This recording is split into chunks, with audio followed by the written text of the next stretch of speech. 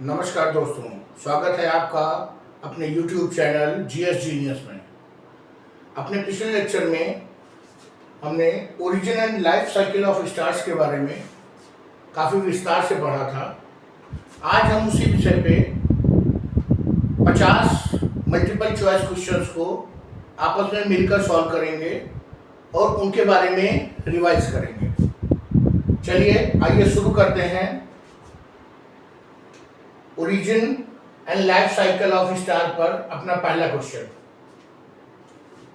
What is the initial stage in the life cycle of star?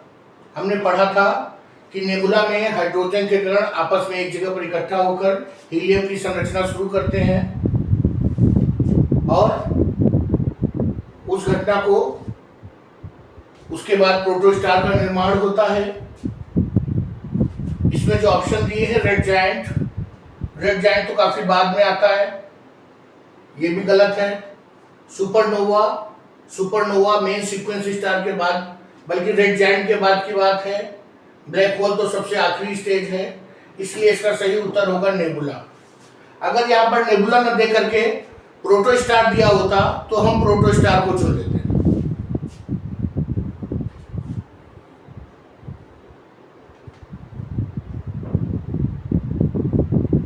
What process powers the star during most of its life cycle?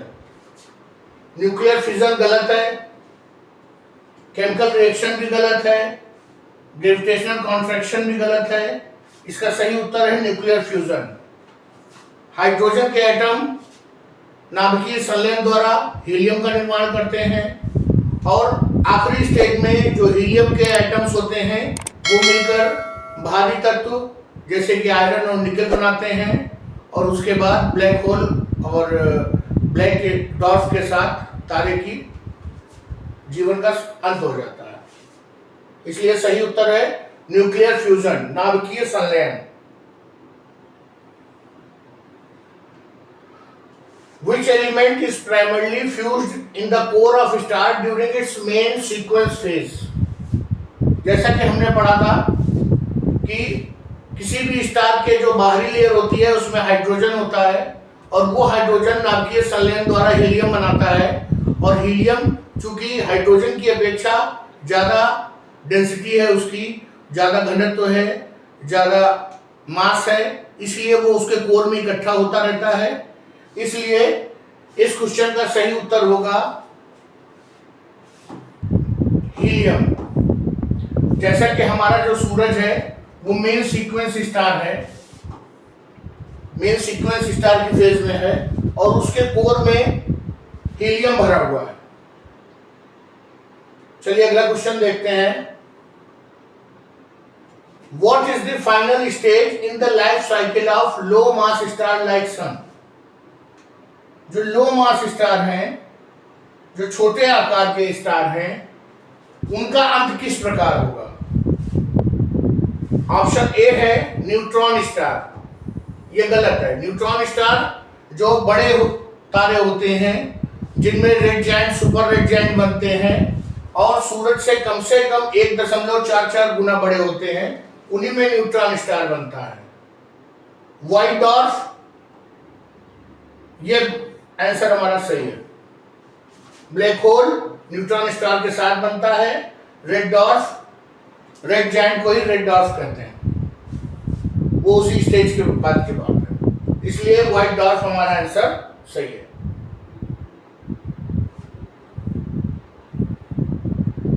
What is the name of massive explosion that marks the death of massive star?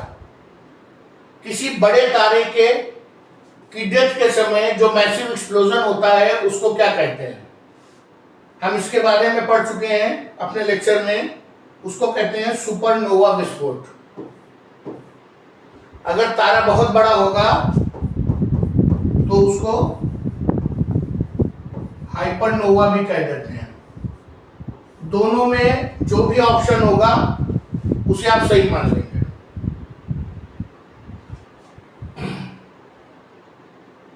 What type of star is formed when a star much larger than sun collapse after the supernova?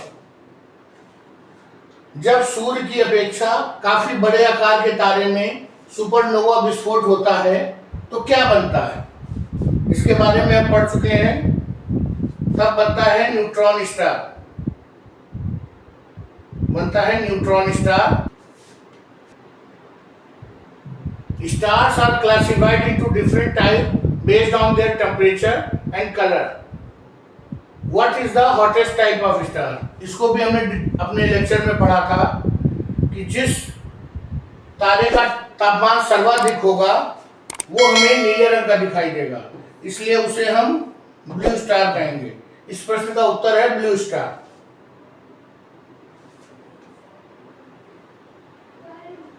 What is the term for the region in space from which nothing, not even light, can escape the gravitational pull of black hole?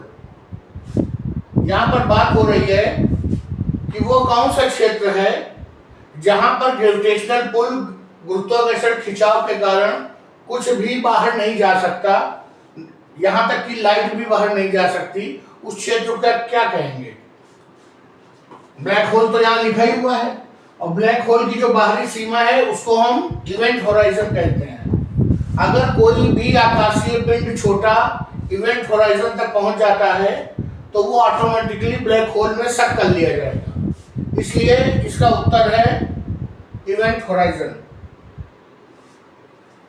चलिए अगला प्रश्न देखते हैं। What is the relationship between a stars mass and its life span?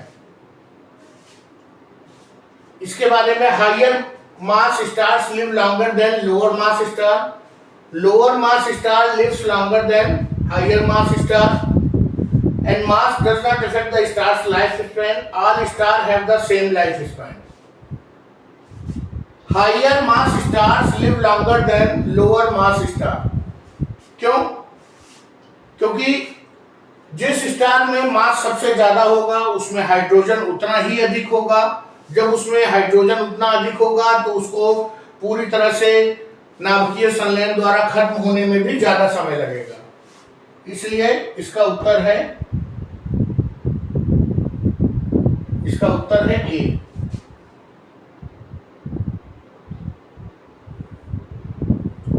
Which of the following is key factor that determines the evolution of star? The distance of star from the earth, ये तो पूरी तरह से गलत है। अर्थ से उसकी दूरी से कोई लेना देना नहीं है। The mass of star, the age of universe से भी कोई लेना देना नहीं है। The presence of planets in orbit, ये भी इससे भी कोई लेना देना नहीं है। सब कुछ निर्भर करेगा कि उसका मास कितना है। मास अधिक होगा तो उसका जीवन अधिक दिन होगा।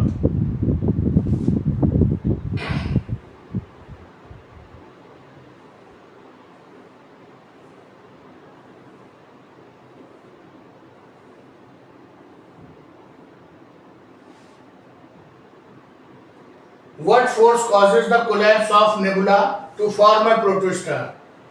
नेबुला से प्रोटोस्टार जो आदिम तारा है उससे बनने की जब प्रक्रिया शुरू हुई तो उसके लिए कौन सी ताकत जिम्मेदार थी? इलेक्ट्रोमैग्नेटिक फोर्स, गलत। न्यूक्लियर फोर्स, गलत। न्यूक्लियर फोर्स तो प्रोटोस्टार बनने के बाद शुरू होगा, न्यूक्लियर फ्यूजन। इसका सही उत्तर है ग्रेविटेशनल फोर्स। हमने अपने लेक्चर में इसको काफी डिटेल में पढ़ा था कि जब हाइड्रोजन के एटम एक फेवरेबल टेम्परेचर पा जाते हैं लगभग 4000 डिग्री सेल्सियस, तो वो एक दूसरे के नजदीक आने लगते हैं और उसके बाद हीलियम की उत्पत्ति होती है। What is the term for the phase a star enters after exhausting hydrogen in the core? जब एक तारे का हाइड्रोजन जो है पूरी तरह से समाप्त हो जाता है तो वो क्या बन जाता है? ऑप्शन पहला है main sequence star. Main sequence star तो वो स्टार है जिसमें हाइड्रोजन अभी भी हीलियम में कन्वर्ट हो रहा है। रेड जायंट फेज है जब उसका अधिकांश हाइड्रोजन हीलियम में कन्वर्ट हो गया है लेकिन अभी भी कुछ हाइड्रोजन बचा हुआ है। अगला है व्हाइट डॉर्फ फेज, यही आंसर सही है। व्हाइट डॉर्फ फेज में वो चला जाएगा, जैसे कि हमारा सूरज जब वो रेड जायंट फेज के बाद जो अगला फेज होगा उसमें व्हाइट डॉर्फ जाएगा। इसका उत्तर सही है, व्हाइट डॉर्फ फेज।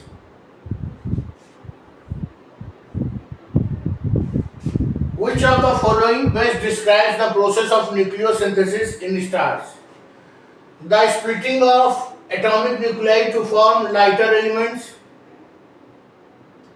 अपने आप में कह रहा है न्यूक्लियोसिंथेसिस। सिंथेसिस का मतलब है किसी चीज का निर्माण होना, ना कि स्प्लिटिंग, इसलिए ये ऑप्शन गलत है। The fusion of lighter elements to form a heavier ones, यही सही है, न्यूक्लियोसिंथेसिस। जब किन्हीं दो एटम के न्यूक्लियस आपस में मिलकर एक भारी न्यूक्लियस बनाएंगे, एक हैवियर एलिमेंट बनाएंगे, वही है न्यूक्लियर सिंथेसिस। ये भी गलत है, ये भी गलत है। What is the source of star's energy during the red giant phase?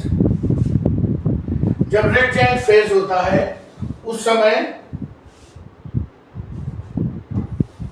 जो तारा है उसकी एनर्जी का क्या सोर्स होता है? Hydrogen fusion in the core? नहीं, वो तो समाप्त हो चुका है, हीलियम बन चुका है। Helium fusion in the core, carbon fusion in the core, nuclear fusion in the core, ये भी गलत है, ये भी गलत है। और helium fusion in the core, helium convert भारी एलिमेंट्स में कन्वर्ट होने लगता है। What is the remnant called after the star undergoes a supernova and its core collapses into dense object smaller than a neutron star? जब एक जो बड़ा तारा है उसमें सुपरनोवा विस्फोट हो जाता है और उसका कोर कोलैप्स कर जाता है इनटू डेंस ऑब्जेक्ट, एक मैटर में, स्मॉलर देन न्यूट्रॉन स्टार, तो व्हाइट डॉर्फ गलत है, क्योंकि व्हाइट डॉर्फ तो तब होगा जब सुपरनोवा नहीं होगा। रेड जायंट के कोलैप्स करने के बाद ही सुपरनोवा होता है। और इसका उत्तर होगा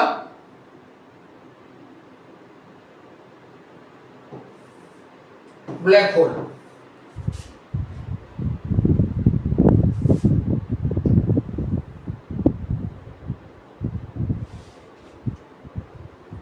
Which element is the heaviest that can be formed through fusion in star's core before it collapses?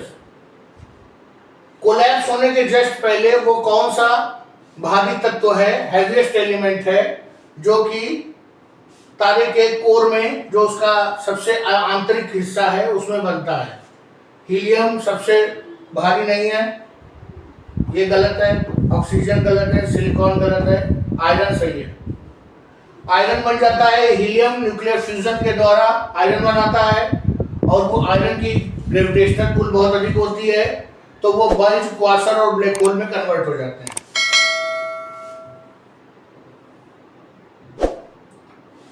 How does the size of star at the end of its life compare to its size during main sequence phase? How does the size of star at the end of its life compare to its size during main sequence phase? It becomes much larger, it remains the same size, it becomes smaller, it fluctuates between larger and smaller size. ये तो बिल्कुल ही गलत है। इसका तो मतलब है कि स्टार भी कंफ्यूज है जैसे, ये तो गलत हो गया। इट बिकम्स मच लार्जर, नहीं, जब आखिरी की स्टेज आएगी और वो मेन सीक्वेंस तारे के बाद रेड जायंट बनेगा, रेड जायंट के बाद अगर वो व्हाइट डॉर्फ बनता है तो भी वो छोटा होगा, और अगर सुपरनोवा विस्फोट के बाद वो न्यूट्रॉन स्टार बनता है तो भी वो छोटा होगा। तो इसका उत्तर होगा it becomes smaller.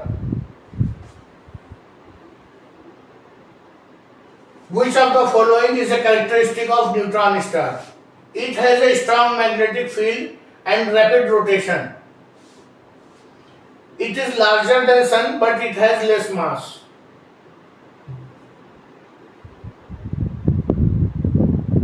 Neutron star कभी भी अपने ओरिजिनल तारे से बड़ा नहीं होता है.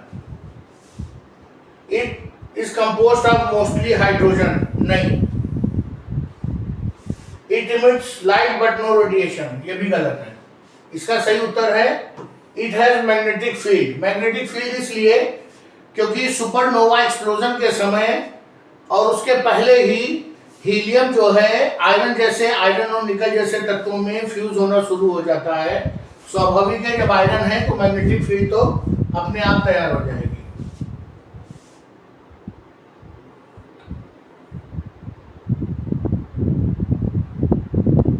What is the primary reason a star becomes a red giant?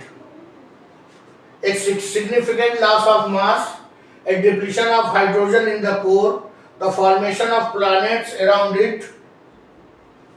कुछ तो ऐसे वो दिए होते हैं ऑप्शन जिनको आप सबसे पहले अलग कर सकते हैं. Interaction with near by stars. और इसमें लॉस ऑफ मास भी नहीं होगा. इसका उत्तर होगा depletion of hydrogen in the core. Hydrogen खत्म हो जाएगी और हीलियम जब बनने लगेगा, हीलियम की मात्रा बहुत अधिक हो जाएगी तो वो रेड जायंट दिखने लगेगा.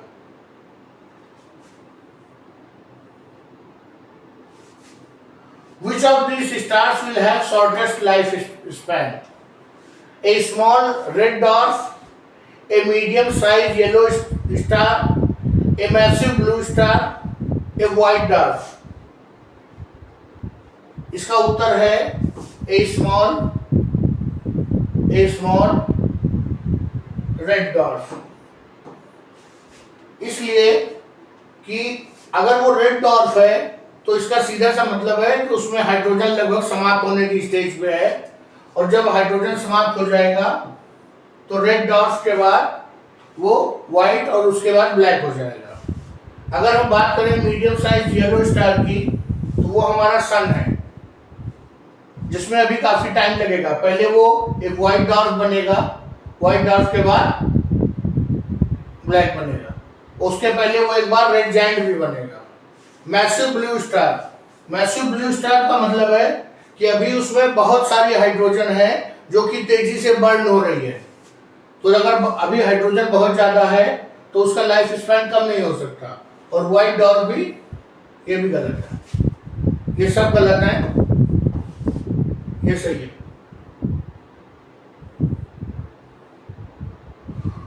What event triggers the formation of a star from the nebula?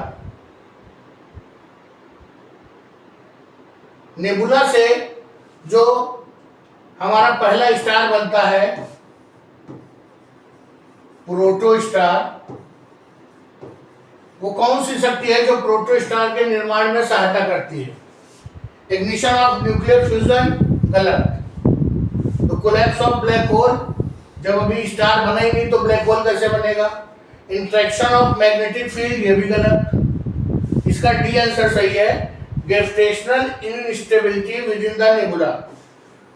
जो ग्रेविटेशनल इनस्टेबिलिटी है, कहीं पर कोई तत्व दूर जा रहा है जिसके जहां पर डार्क एनर्जी ज्यादा है, जहां पर ग्रेविटेशनल पुल ज्यादा है वहां पे हाइड्रोजन के एटम्स पास पास आ रहे हैं जिससे कि प्रोटो स्टार का निर्माण होगा. What happens to a star after it leaves the main sequence phase if it has a mass similar to sun? वो सीधे पूछ रहा है कि अगर कोई तारा जो सन की तरह है मेन सीक्वेंस फेज में, उसका क्या होगा? It becomes a white dwarf, it becomes a supernova, it becomes a neutron star, it becomes a red supergiant. तो जब वो छोटा है पहले से तो रेड सुपरजायंट तो बनेगा नहीं, विस्फोट भी नहीं होगा, इसलिए न्यूट्रॉन स्टार भी नहीं बनेगा, सुपरनोवा नहीं होगा, क्योंकि सुपरनोवा तभी होता है जब 1.44 टाइम्स ऑफ साइज ऑफ सन, जब वो सूरज की आकार का 1.44 गुना होगा तभी बनेगा. तो इसका उत्तर है white dwarf. What is the primary composition of white dwarf? Iron and nickel गलत, ऐसे यहां से देखना शुरू करिए। हीलियम एंड नाइट्रोजन गलत, आयरन एंड निकिल गलत, हाइड्रोजन हीलियम यही सही है।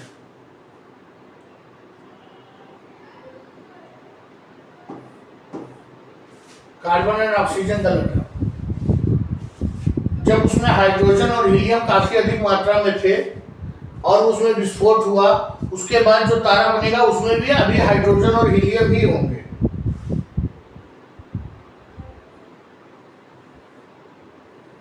What determines if a star will end its life as a black hole and a neutron star? Temperature of star, इससे कोई लेना देना नहीं। ल्यूमिनोसिटी ऑफ स्टार, इससे कोई लेना देना नहीं। द स्टार्स मास, अगर उसका मास सूर्य के मास के 1.44 गुना या उससे अधिक होगा तो उसमें सुपरनोवा विस्फोट होगा और ब्लैक होल और न्यूट्रॉन स्टार बाहर आ जाएंगे। इसलिए इसका उत्तर है C. In which stage of stellar evolution does a star expand and cool turning into a red giant? वो कौन सी अवस्था है जब एक स्टार बड़ा होकर ठंडा होकर एक रेड जायंट में बदल जाता है? वो अवस्था कौन सी है? ड्यूरिंग इस बर्थ एज प्रोटोस्टार, ये गलत है। During the end of main sequence phase, ये बिल्कुल सही है। ये भी सही है। जस्ट बिफोर सुपरनोवा एक्सप्लोजन, इन दोनों फेज के बीच में ही रेड जायंट आएगा। अगर हम इसे पूरी तरह से सही कहें तो अगर केवल एक उत्तर चुनना हो तो just before the supernova explosion, तब वो रेड जायंट अपने मैक्सिमम आकार में होगा। और अगर ये दोनों उत्तर हैं तो दोनों को सही मानेंगे। और ये तो बिल्कुल ही गलत ही है। During the collapse as a black hole, ये तो बिल्कुल गलत है। Which elements begins to accumulate in the core of massive star just before the go for supernova? Supernova होने से पहले कोर में क्या मटेरियल इकट्ठा होता है? हीलियम, कई बार बता चुका हूं मैं आपको।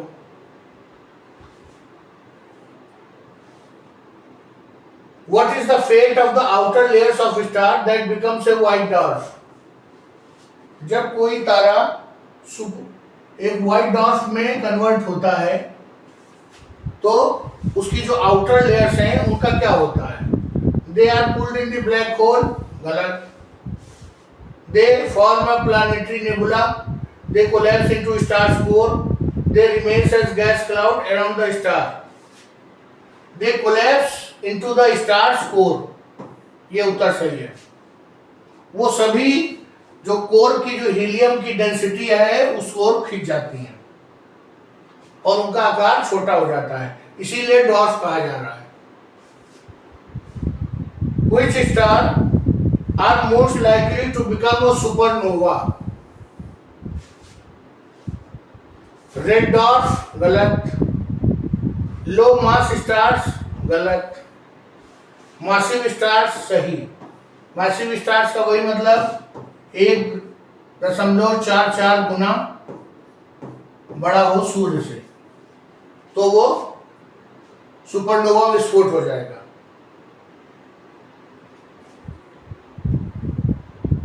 What type of fusion occurs in the core of star during main sequence phase? Main sequence phase में क्या हो रहा है? हमारा हाइड्रोजन जो है वो कन्वर्ट हो रहा है हीलियम में। इसका उत्तर होगा हाइड्रोजन फ्यूजन। हाइड्रोजन फ्यूज करके बन रहा है helium. What is name of structure of interstellar gas and dust that eventually collapse to form a star? वो कौन सी डस्ट और गैस है जो कोलैप्स करके जो स्टार के बनने में सहायता करती है? कौन सा स्टार? प्रोटोस्टार, तो planetary nebula, black hole, protostar, molecular cloud. तो इसका सही उत्तर प्लानेटरी नेबुला। जो हमारा नेबुला है वहीं पर जो हाइड्रोजन के कण होंगे वो हेल्प करेंगे प्रोटोस्टार बनाने में। What is the earliest stage of formation of star? सबसे पहली स्टेज जो तारे के बनने की होती है वो प्रोटोस्टार होती है। इसे हिंदी में कभी कभी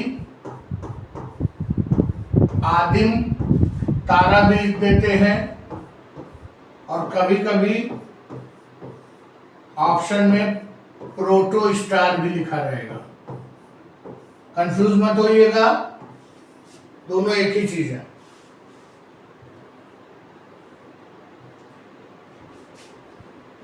During which stage does a star spend most of its life?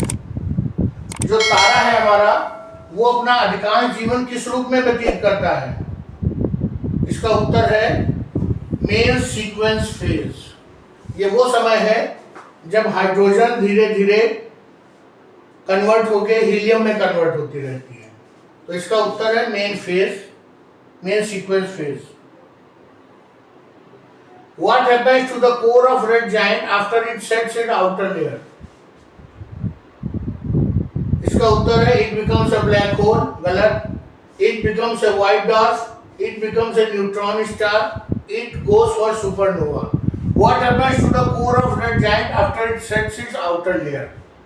It goes for supernova. अगर रेड जाइंट है और बाहरी लेयर अपनी छोड़े दे रहा है तो वो goes for supernova.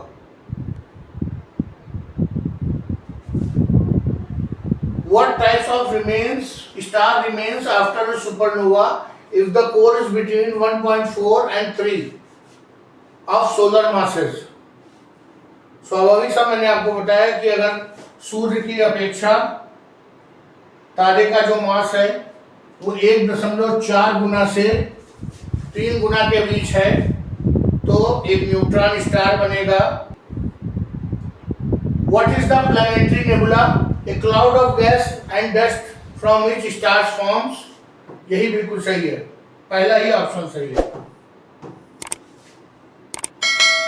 ये बिल्कुल गलत है। The material left over after supernova, a region where stars are born.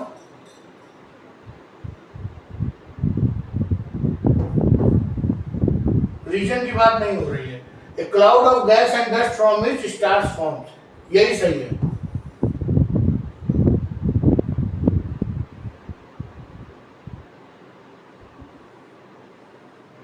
What is the final stage of evolution of a low mass star like sun? हमने पढ़ा कि हमारा सूर्य इस समय मेन सीक्वेंस स्टार की फेज में है। इसके बाद ये रेड जाइंट बनेगा। रेड जाइंट के बाद उसमें सुपरनोवा विस्फोट नहीं होगा। इसका मतलब उसमें न्यूट्रॉन स्टार भी नहीं बनेगा और रेड जाइंट के बाद व्हाइट डॉर्फ बनेगा। इसका मतलब रेड जाइंट के बाद की भी स्थिति हमारे उत्तर में ऑप्शन है, इसलिए हम व्हाइट डॉर्फ को टिक करेंगे। What is the neutron star primarily made of? ये देखिए कार्बन एंड ऑक्सीजन, इसी तरह के कंफ्यूजिंग प्रश्न रहेंगे। गलत। Proton and neutron, proton and neutron से तो प्रोटोस्टार एटम बनेगा, प्रोटोस्टार भी नहीं बनेगा। न्यूट्रॉन्स भी गलत है। इसका उत्तर है hydrogen and helium. How does a black hole form from A star? एक तारे से ब्लैक होल कैसे बनता है? The outer layer collapse into the core, the core collapse under extreme gravity after a supernova, the star fuses all elements into the iron. Black hole का निर्माण तभी होगा जब समस्त हाइड्रोजन न्यूक्लियर फ्यूजन के द्वारा हीलियम में बदल जाए और हीलियम न्यूक्लियर फ्यूजन के द्वारा आयरन जैसी भारी धातुओं में बदल जाए तो वो ब्लैक होल बन जाता है, जिसकी की ग्रेविटी लगभग अनंत होती है, इनफाइनाइट होती है। What is the name of explosive death of massive star? Explosive death of massive star. इसका आंसर दोनों सही है, सुपरनोवा और हाइपरनोवा। अगर केवल मैसिव स्टार लिखा है तो आप सुपरनोवा लीजिए, अगर सुपर मैसिव स्टार लिखा हो तो हाइपरनोवा हो जाएगा। अब चूंकि यहाँ पे दोनों दिए हैं और चुनना हमें एक आंसर है, तो जो मैसिव स्टार है इसके लिए हमारा उत्तर सही होगा सुपरनोवा। अगर यहाँ पे दिया होता सुपर मैसिव स्टार तो हमारा उत्तर हाइपरनोवा सही हो जाता। Which star is most likely to end its life as a black hole? Massive blue star, a small red dwarf, a medium yellow star, a white dwarf. अब सबसे पहले देखते हैं व्हाइट डॉर्फ। हमारा जो सूरज है वो मेन सीक्वेंस स्टार के बाद रेड जायंट के बाद व्हाइट डॉर्फ बनेगा, लेकिन ब्लैक होल नहीं बनेगा और न्यूट्रॉन स्टार भी नहीं बनेगा। और हमारा सूर्य मीडियम येलो स्टार है वो नहीं बनेगा। ए स्मॉल रेड डॉर्फ ये भी नहीं बनेगा। हाँ, एक जो मैसिव ब्लू स्टार होगा, चाहे वो मैसिव है, अगर चाहे वो ब्लू हो या रेड हो, वो एक न एक दिन उसमें सुपरनोवा होगा, उसमें ब्लैक होल और न्यूट्रॉन स्टार उससे बाहर आएंगे ही। What defines the main sequence phase of star's life cycle? The balance between gravity and fusion pressure, the collapse of star's core, the shedding of star's outer layer, the increase in temperature.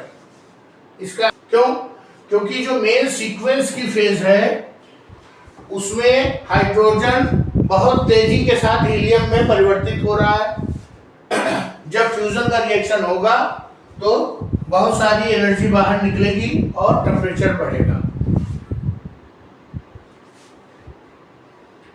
How long can a star the size of our sun remain the main sequence phase? ये लगभग 10 billion years तक जो star है वो main sequence phase में रहता है। Confuse मत होइएगा, देखिए कंफ्यूज करने के लिए 10 मिलियन ईयर भी लिख दिया है, और ये जो 100 बिलियन है ये तो बिल्कुल नहीं होगा, क्योंकि 100 बिलियन तो हमारे यूनिवर्स की लाइफ नहीं है, वो केवल 13.8 बिलियन ईयर से वो ही है, तो उसकी तो बात ही हम नहीं करते हैं। अगला क्वेश्चन देखते हैं। What is protostar? प्रोटोस्टार क्या है? वही आदिम तारा। पहला ऑप्शन है dying star before becomes a white dwarf, वो तो पहला स्टेज है, आदिम स्टेज है, तो डाइंग स्टार की तो बात ही नहीं होगी। A young star that is still forming, इसका ये उत्तर सही है। A young star that is still forming मतलब एक नया तारा जो अभी भी अपने फॉर्मेशन की स्टेज में है, वही होगा प्रोटोस्टार। ये भी गलत है, सुपरनोवा रिमेनेंट और ब्लैक होल तो लास्ट स्टेज है, इसलिए पहली स्टेज ये है। Which of the following is not possible in for a star? हमने आपको अपने लेक्चर में बताया था कि जब कोई तारा प्रोटोस्टार बनता है और प्रोटोस्टार अगर छोटे आकार का होता है तो वो ब्राउन डॉर्फ बनके उसका जीवन समाप्त हो जाता है। क्वेश्चन में पूछा गया है व्हिच इज नॉट, क्या नहीं बन सकता है, तो ब्राउन डॉर्फ तो बन सकता है तारा। अब न्यूट्रॉन स्टार देखते हैं, न्यूट्रॉन स्टार भी बन सकता है तारा, ब्लैक होल भी अंत में बनेगा। अब प्रश्न उठता है कि जो व्हाइट डॉर्फ है ये सही आंसर है। क्यों?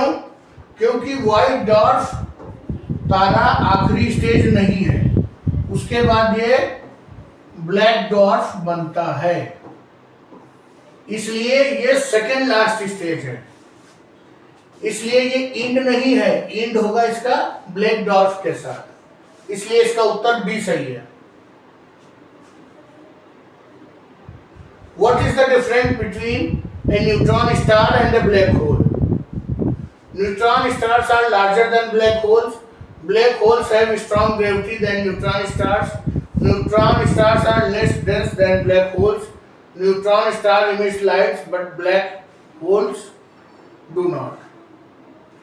Black holes have stronger gravity than neutron star. आपको पहले बताया कि न्यूट्रॉन स्टार सुपरनोवा के बाद बनता है, लेकिन उसमें हाइड्रोजन हीलियम की मात्रा अभी भी मौजूद होती है, जबकि ब्लैक होल में जो हैवी एलिमेंट्स है वो आयरन और निकल ज्यादा होता है, जिसके कारण उसकी ग्रेविटी बहुत ज्यादा होती है। What is the approximate value of Chandrashekhar limit? इसको हमने अपने लेक्चर में बहुत डिटेल में पढ़ा था। 1.4 times of mass of the sun. What is the significance of Chandrasekhar limit in stellar evolution? It determines the lifespan of red giants. It defines the maximum mass of white dwarfs. It describes the critical temperature for nuclear fission. It limits the size of neutron star. इसका सही उत्तर होगा It determines the lifespan of red giant. वो ये बता रहे हैं कि अगर रेड जायंट छोटा होगा तो वो व्हाइट डॉर्फ और फिर ब्लैक डॉर्फ बन जाएगा।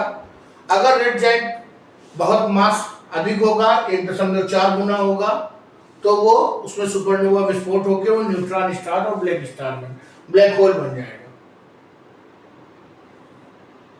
What is the fate of star whose remnant core mass after the supernova exceeds the Chandrasekhar limit? उस तारे का मास का कोर का क्या होता है जो चंद्रशेखर लिमिट से ज्यादा होती है, मतलब 1.4 से ज्यादा होती है। It becomes a neutron star.